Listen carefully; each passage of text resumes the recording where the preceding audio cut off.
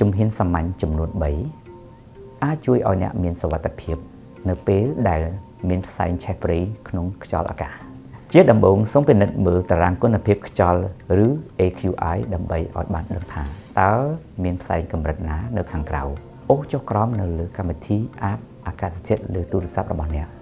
ស្វែងរកមើលតាមបណ្ដាញសង្គមឬចូលទៅកាន់ airnow.gov ហើយបញ្ចូលលេខកូដតំបន់របស់អ្នកសូមចំណាំថា airnow.gov មានជាភាសាអង់គ្លេសតែប៉ុណ្ណោះទី2បើសិនបើអ្នកមានហានិភ័យខ្ពស់មកពីផ្សែងសូមចូលទៅក្នុងផ្ទះប្រសិនបើ AQI មានកម្រិតចាប់ពី100ឡើងទៅ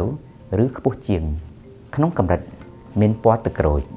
នេះរាប់បញ្ចូលទាំងកុមារក្មេងជំទង់និងមនុស្សធំដែលមានអាយុលើសពី65ឆ្នាំអ្នកគ្រប់គ្នាគួរតែចូលទៅក្នុងផ្ទះប្រសិនបើ AQI មានកម្រិតចាប់ពី150ឡើងទៅ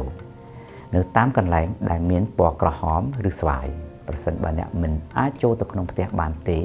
ម៉ាស់ N95 អាចជួយការពារមនុស្សភាគច្រើនពីផ្សែងទី3រក្សាបន្ទប់នៅក្នុងផ្ទះរបស់អ្នកឲ្យបានស្អាត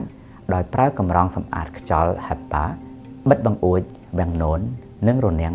ហើយបើកកង្ហារដើម្បីឲ្យត្រជាក់ប្រសិនបើវាក្តៅខ្លាំងពេកសូមចូលទៅកន្លែងម្លប់